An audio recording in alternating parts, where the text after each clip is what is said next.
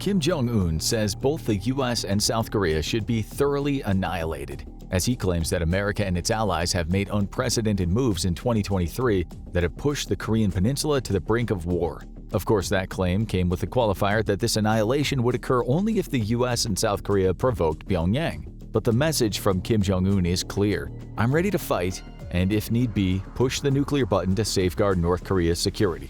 As Kim puts it, North Korea has to sharpen the treasured sword so that it's ready to stab and slice at will should the country ever go to war with the US or South Korea. All of this leads to an obvious question: who would win if South Korea and North Korea locked treasured swords in 2024?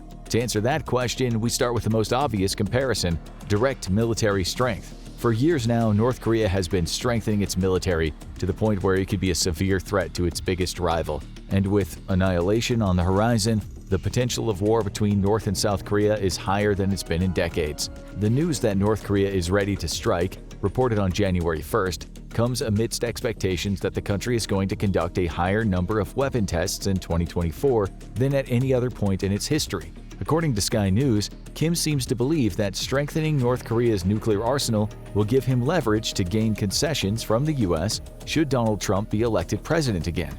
But if we take the nukes out of the equation for a moment, we're left with a comparison of conventional military strength. Across the DMZ, North Korea's more democratic twin has also been preparing for war. According to Global Firepower, South Korea has one of the world's strongest militaries. It ranks number 6 in its list of 145 countries for pure military power, with South Korea having a power index score of 0.1505. For context, Global Firepower considers a score of 0.0000 to be perfect. North Korea isn't a slouch in military power, but it doesn't quite compare to its neighbor to the south.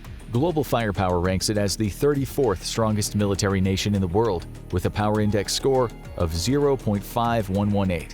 That alone would suggest that South Korea would come out on top in a direct fight between the two, at least if only conventional weapons were used. However, we need to dive deeper to see how the country's military stack up against one another. We'll start with sheer manpower. Surprisingly, North Korea comes out on top when it comes to the number of active military personnel. It has 1.2 million active members compared to South Korea's 555,000, with its paramilitary forces also being stronger. They number at 200,000, with South Korea only having 75,000. Though it's worth pointing out that paramilitary forces aren't officially recognized as a part of a nation's military. Thus, they're less predictable and perhaps more prone to following their own path rather than any official orders. On the reserve front, the countries are comparable, with North Korea having 600,000 reserves to South Korea's 500,000. Still, North Korea seems to have more manpower until you remember one thing: both countries have national conscription programs. According to a South Korean general named I.B. Chun, in an interview with Policy Exchange, men serve in the North Korean military for at least 11 years, with women serving for between 6 and 7. By contrast, South Korea's mandatory military service lasts for between 18 and 21 months, with the service being limited to physically fit men aged between 18 and 35. Typically, these men can also choose when they want to complete their service. Again, it seems like North Korea comes out on top because it has a longer conscription period, which may also account for why it has more active military personnel. But Global Firepower stats suggest the numbers may be misleading. It says that South Korea has nearly 26 million people who could potentially fight in its military, while North Korea has only 9.3 million and change. If war were to break out, South Korea has millions more people it could call upon, many of them already trained to fight against North Korean forces. So, there are two sides to the manpower story. North Korea has more active personnel, whereas South Korea has more available manpower should it need to strengthen its army at short notice. That latter point is demonstrated by Global Firepower, pointing out that the South has 21.2 million people who are fit for service compared to North Korea's 5.2 million. The North may have more people in its army right now, but that could change quickly if South Korea requires more manpower. It's also worth looking at each country's military budget. After all, spending affects how many soldiers a country might have, as well as the quality of their equipment. And in this department, South Korea is the clear victor. Global Firepower estimates that South Korea spends about $42 billion per year on its military, a number that's backed by Statista, though it places the estimate close to $40 billion.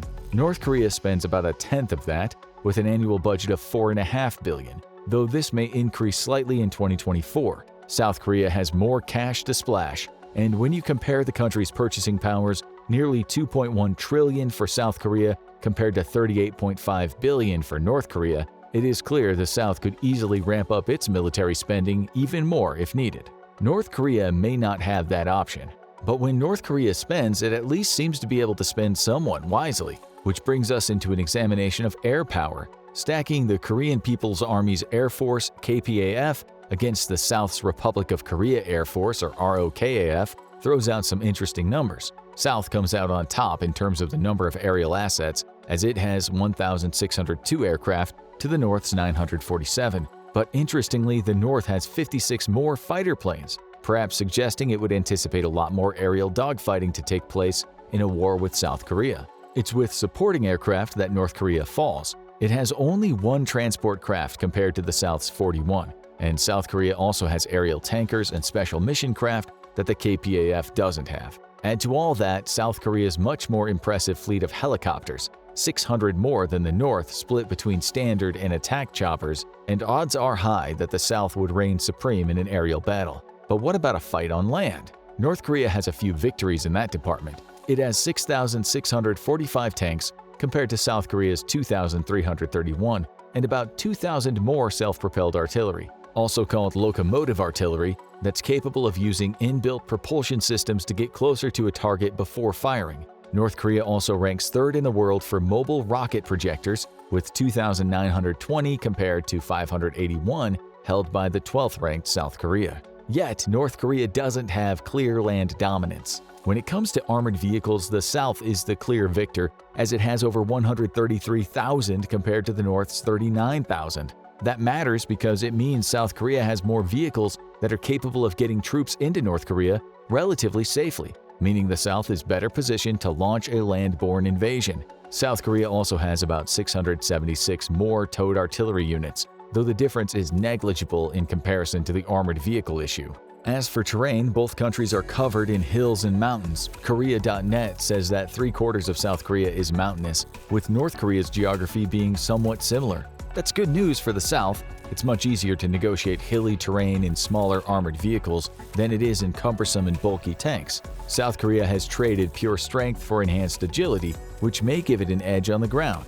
But how do the two countries stack up if we take the battle to the seas? According to Global Firepower, North and South Korea are pretty much equivalent when it comes to coastline coverage. The South has almost 1,500 miles of coverage compared to the North's 1,550 miles. So both would consider naval attacks in addition to having to safeguard their coasts against the other.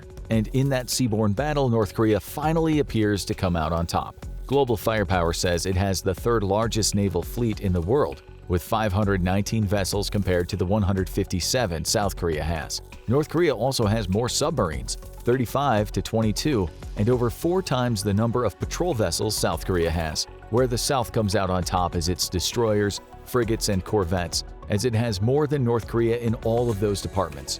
Those ships have more firepower than North Korea's patrol boats, meaning a naval battle would come down to the North's pure numbers versus the South's strength. Throw submarines into the mix, and South Korea may find that its northern rival can scupper some of the larger ships before they can make ground or be effective in deeper waters. Nevertheless, a potentially stronger navy doesn't mean that North and South Korea are evenly matched on the conventional front. Yes, the North has more vessels and more active military personnel, but South Korea comes out on top in spending, air assets, and ground units. Additionally, the personnel numbers are deceiving.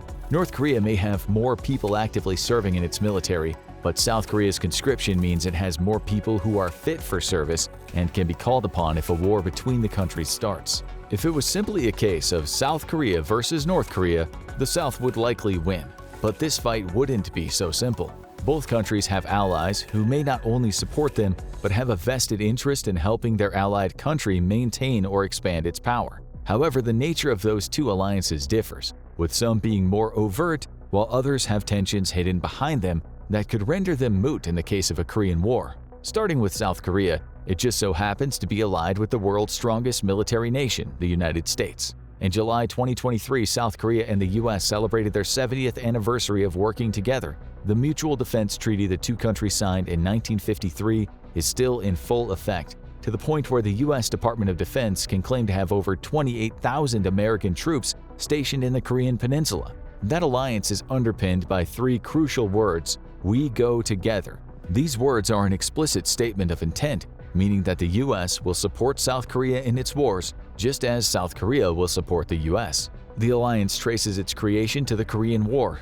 In June 1950, North Korean troops, supported by Russia and China, marched across the 38th parallel, which is the line of demarcation that separates South Korea from its northern neighbor. In response to this act of aggression, the United Nations, or UN, gathered a multinational force to support South Korea. Most members of that force were American soldiers.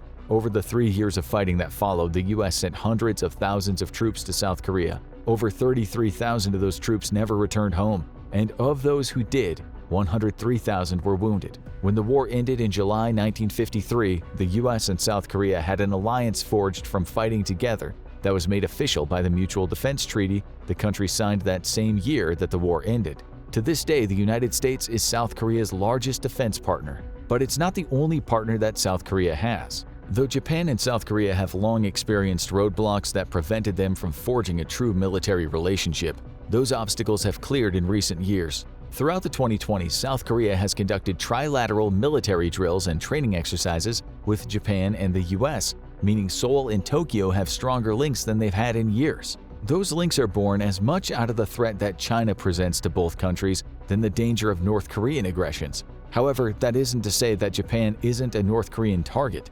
In July 2023, The Guardian reported on a North Korean ballistic missile test that saw one of its missiles crash down just 155 miles from Okushiri Island. The launch was apparently in retaliation to the threat of U.S. spy plane flights over North Korea, though Kim Jong-un might have miscalculated by targeting Japan. While he tried to display the advancements that North Korea had made in missile development, Japan obviously experienced alarm over just how close that missile had come to its territory.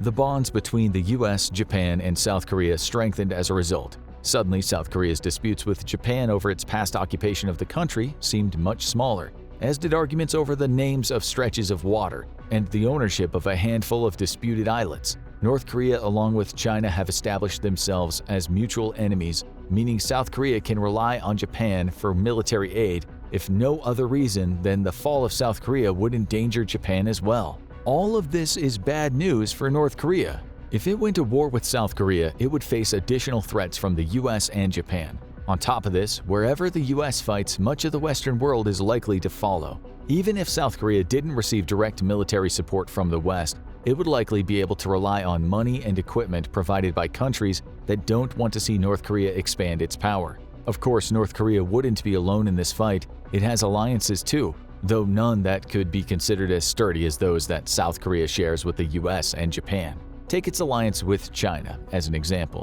In 1961, North Korea signed the Mutual Aid Cooperation Friendship Treaty with China, which still stands as the only cooperative treaty that China has signed with any country. In 2021, the Lowy Institute reported that the countries had renewed this treaty for another 20 years, meaning they'll be cooperating until at least 2041. And on the surface, that alliance seems strong. So strong that former Chinese leader Mao Zedong once described the two countries as being as close as lips and teeth. So North Korea would be able to rely on China for help in a war with South Korea, right? Not necessarily. Though Beijing is outwardly aligned with Pyongyang, China has a history of not cooperating with North Korea as much as North Korea would like. According to the Rand Corporation, China hasn't provided any assistance to North Korea in the development of the latter's nuclear weapons, likely fearing what North Korean aggression fueled by nukes would mean for China's influence in Asia.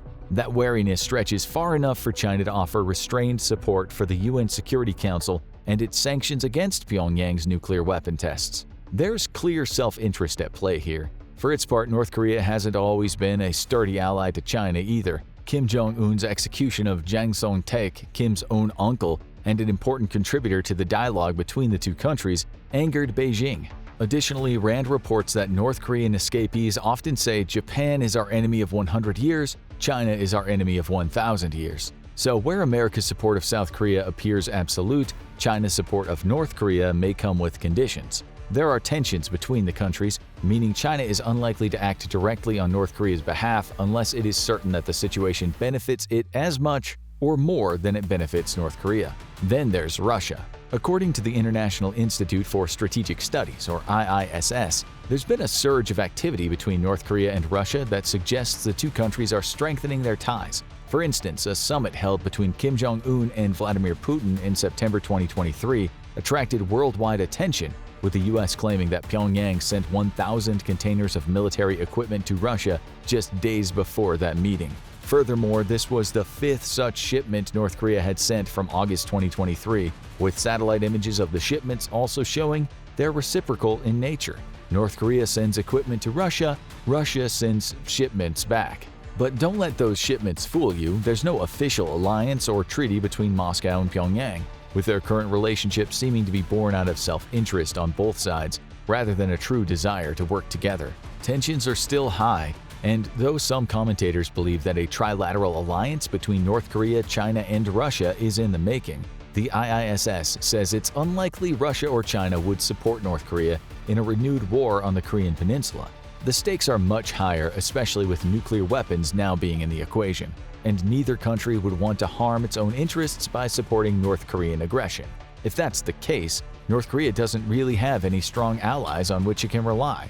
The best it could hope for would be lip service from Russia and China, combined with potential work alongside Iran-aligned militias, as reported by Stimson in October 2023.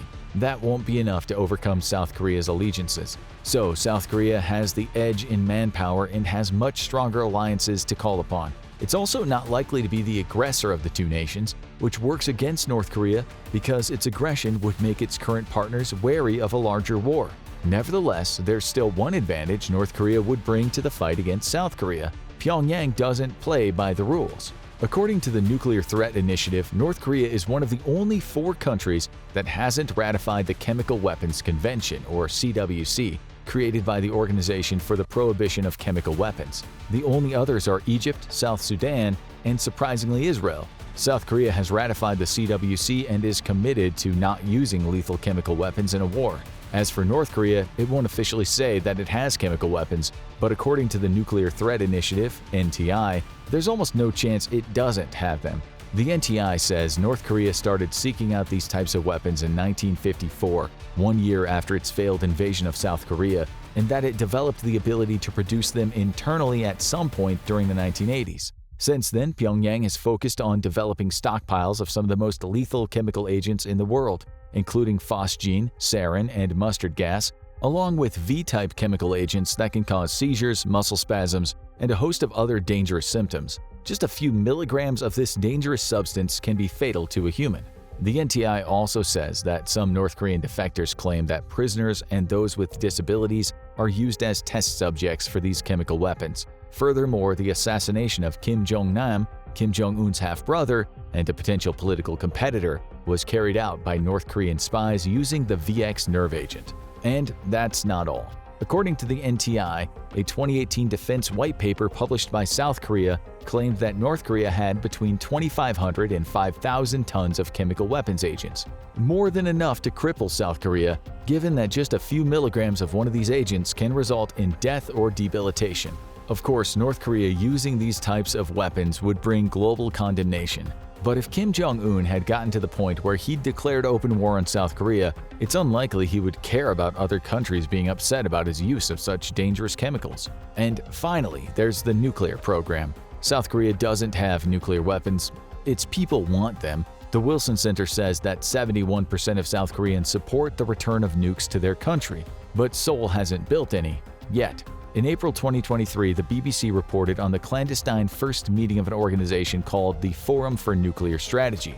Made up of South Korean scientists, politicians, and military members, the forum supposedly exists to plot a course toward South Korea developing its own nuclear weapons. The result for this forum's existence is obvious. North Korea is openly working toward building independent nuclear capabilities of its own. And it seems to be drawing ever closer to developing full nuclear capabilities. In September 2021, Pyongyang claimed to have successfully tested a cruise missile that hit a target 930 miles from its launch point. That announcement triggered ballistic missile tests by both North and South Korea, with both essentially proving that they could launch missiles at each other. They would just need nukes to add to those missiles. Right now, North Korea seems closer than South Korea to achieving its nuclear goals. According to the NTI, the US government believes that Pyongyang is able to produce enriched uranium and plutonium, with an estimate from 2017 stating that North Korea likely has enough of these materials to produce at least 12 nuclear weapons. Kim Jong-un may talk about denuclearization of the Korean Peninsula, but his actions don't align with his words. And of all the world's leaders, he seems to be the one who's willing to show so much aggression that he'd go down the nuclear route should war erupt between North and South Korea. So, who would win this fight? Do you think that South Korea's stronger conventional forces combined with its alliances would be enough to overcome the North's aggression? Or does Kim Jong-un's potential willingness to use chemical and nuclear weapons means that he has aces in the hole that would guarantee a North Korean victory? Let us know in the comments below. Then check out Could Alliance of China, Russia, North Korea, and Iran destroy NATO? Or watch this video instead.